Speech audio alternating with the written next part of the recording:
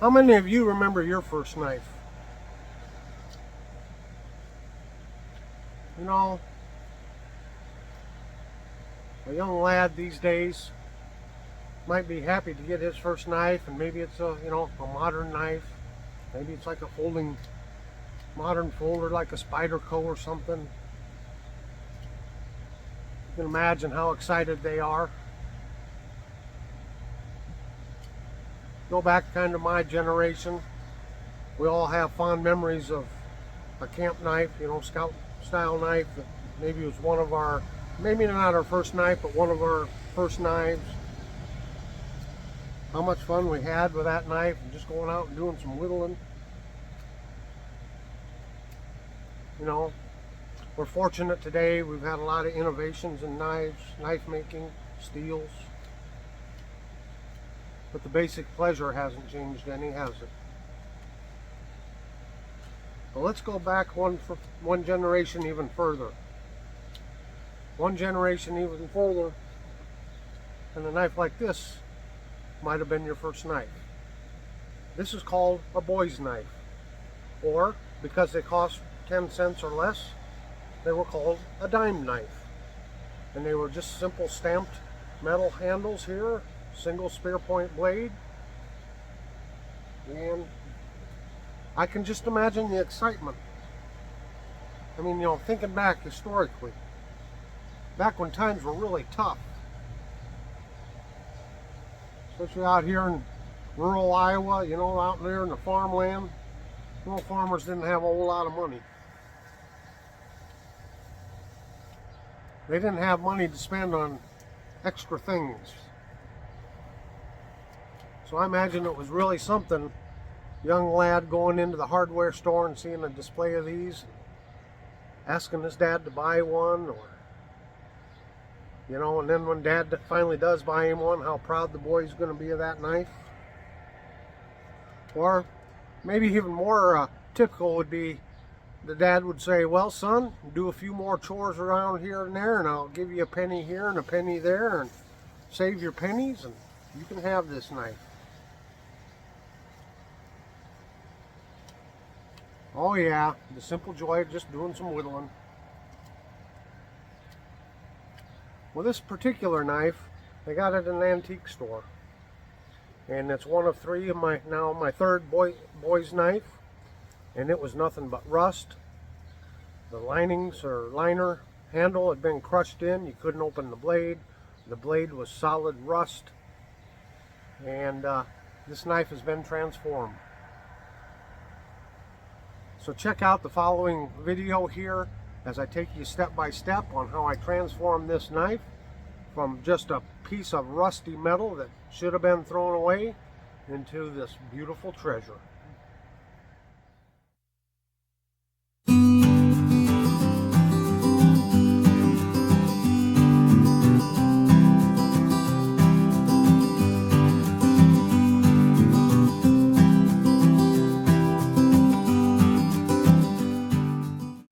Well, hello and welcome to Knife Delights. We're going to refurbish this old dime knife or boy's knife, whichever way you want to call it. It is extremely rusty. So I got to let this soak for quite a while. Looks like it had some black paint on it. Maybe we'll repaint it. We'll see. Anyway, I want to get this thing soaking, so here we go. Well, now let's just have a look-see. What did we end up with here? I let this soak overnight. This was so heavily rusted. Soaked in that evaporust overnight. A lot of that rust just wiping off. I tell you what, the evaporust was dirty. But I was using some used evaporust because I'm getting low on it. So I didn't have fresh clean, but I knew this thing was so heavily rusted that I didn't have to use any real clean evaporust because anything was going to be an improvement on this. Yeah, what a great example. Looks like it's a little bent up in there, but that's all right. Now we can get a better look at that tang stamp. It almost looks like an L. LKCO.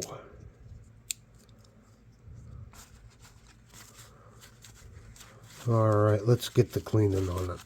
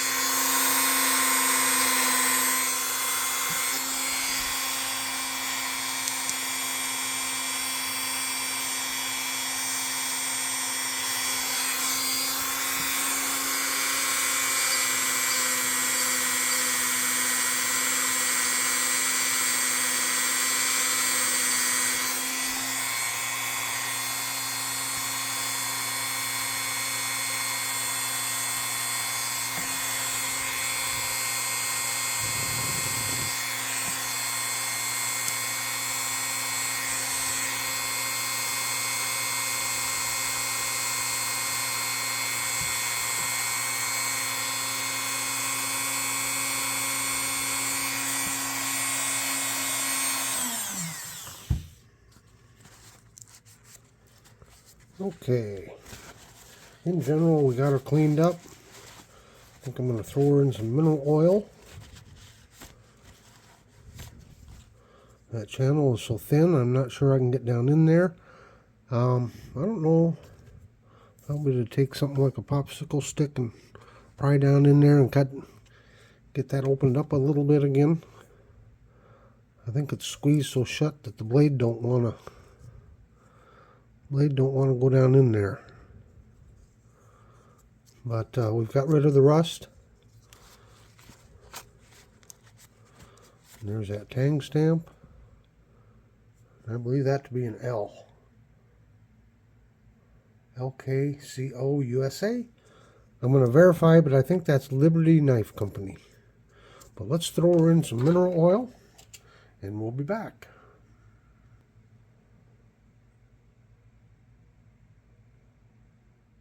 Well, I've got some exciting updates here.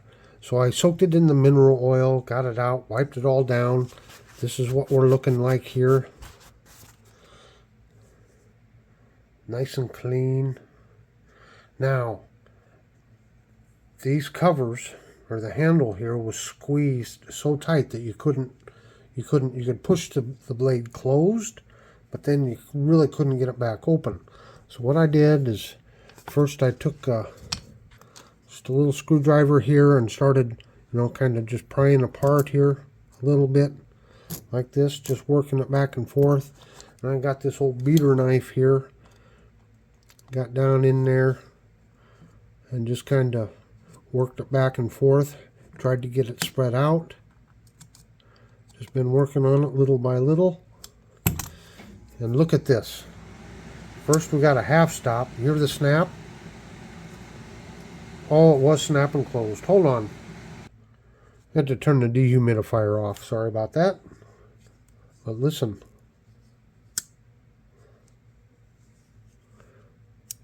And it snapped shut. It snapped shut. It was weak, so it's still hitting just a little bit. But listen to that. Now, folks, this is a 100-year-old knife at least.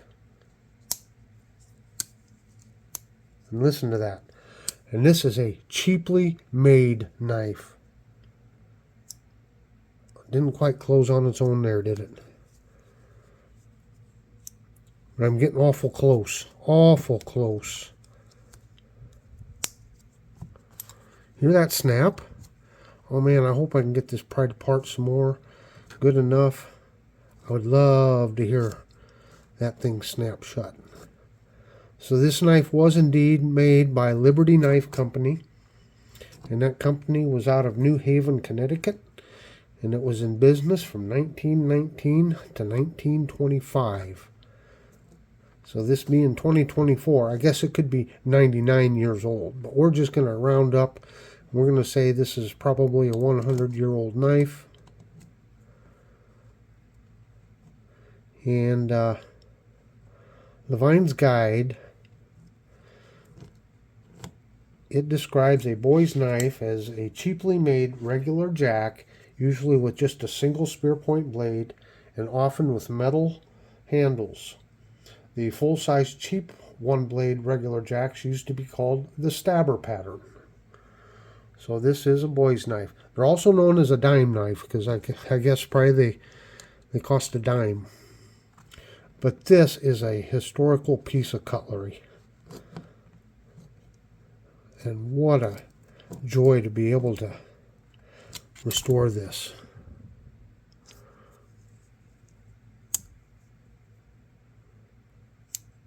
It closed. It closed. It didn't snap, but it closed on its own.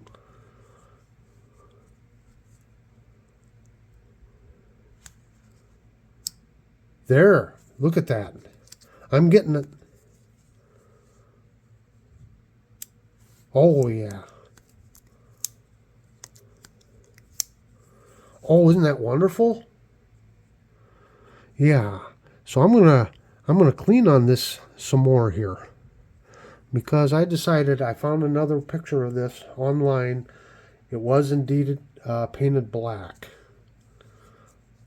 So we're going to do a full restoration. We're going to get this painted black.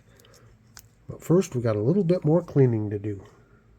Well, we're just going to go all out with this knife. I am so happy.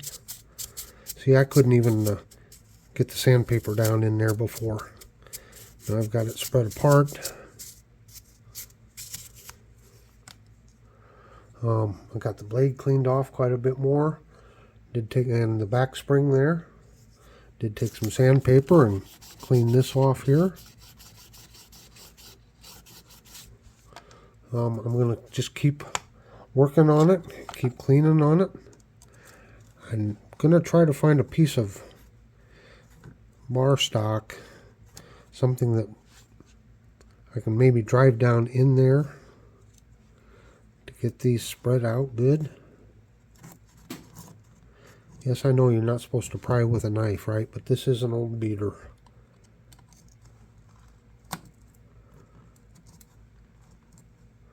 And I'm not prying on the tip of it. I'm prying right along in here with it. And I'm not prying that hard, but slowly, seems like I'm getting it spread apart here.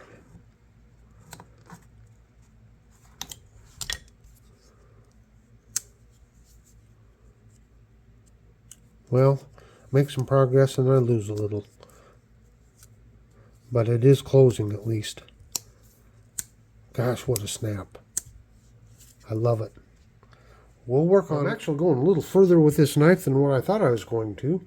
But let's go ahead and give her the full Monty here. Let's throw her in the ultrasonic cleaner. We'll throw her in here for about 5 minutes. And see what we can get cleaned out of there.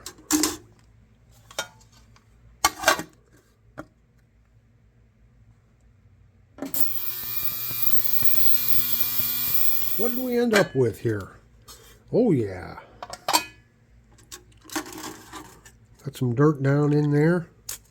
I just love this ultrasonic cleaner. Gets to places where you can't get to normally. So we're going to dry this off.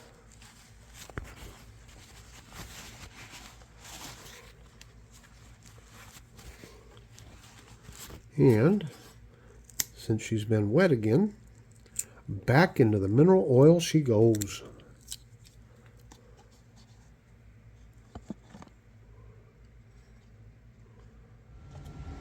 Well, I've been filming this over a course of several days. I don't remember where I left off. If I remember right, I was trying to get the snap back into this. And I'll tell you what, I was able to take this here. It was just about the right thickness. And I was able to get down in here and spread that back out again and get it nice and wide. It is a little curved there yet, but that's okay. But check this out. Half stop, snap. Look at that. From a knife, I had to use a pair of pliers to open the blade. Look at this. I did find another sample or example of this exact knife online, and it was indeed painted black. So I've started to paint this black. Here we have the white primer, and here's one coat of black on there. The one thing that is missing is there was a bail on here, or a clevis, so that is missing. But other than that, this is a 100-year-old knife at least. Look at this. Oh my gosh, I'm so pumped. The blade's cleaned up real good, but I'm going to leave that little bit of patina there just to show it some age. And as you can see here, got a little dimple there in the blade, and that's probably, it was catching before as it was being closed.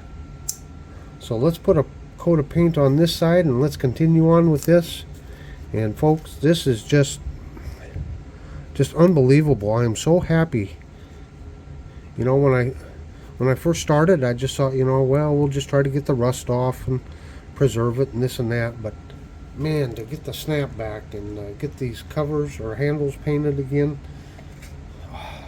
this is what it's all about. This is what it's all about. Just using a little bit of model glue. Just use some metal primer there. Local hardware store didn't have any gray primer, so I had to go with the white. So that's why it might take 2 coats. But I tell you what, this is just so exciting for me.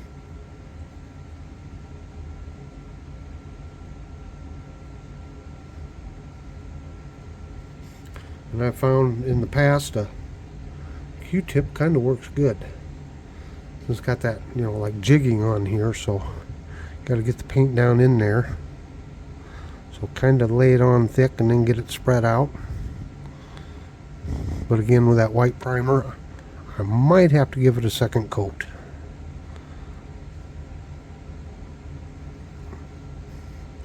But it is just looking so cool.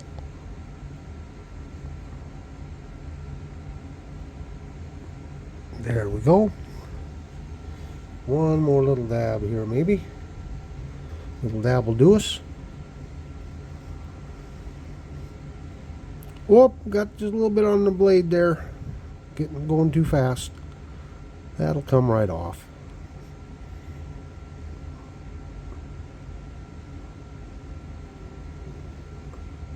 Okay, like I said, I might need another coat and touch up a couple little spots. But let's let that dry and then we'll check it out. Well, here we have the final product, folks. I got 2 coats of paint on this, and it just looks delightful. And we'll kind of compare it to my other 2 boys' knives that I have. I've kept them pretty original. I don't think those were painted anyway, but other than missing the bail there, this is in the best shape of all of them. I'm very happy. I've left a little bit of patina on this blade just to give it its age. But just what a wonderful transformation. And of course, I couldn't help it. I had to really finely tune it. Oh yeah. Look at that. You bet. What a wonderful knife. I hope you've enjoyed this video. Check out my playlist there on other video knife restorations. And until next time, have a very delightful day.